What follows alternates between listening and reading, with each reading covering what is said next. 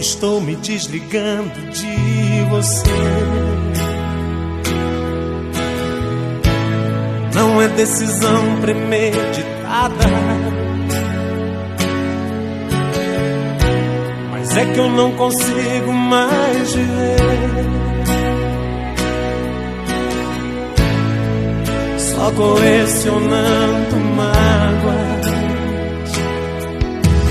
Você diz que o meu amor não tem mais inspiração, que os nossos versos foram rabiscados.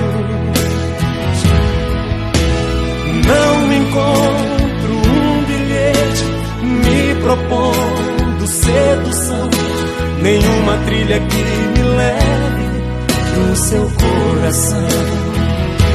Se amanhã você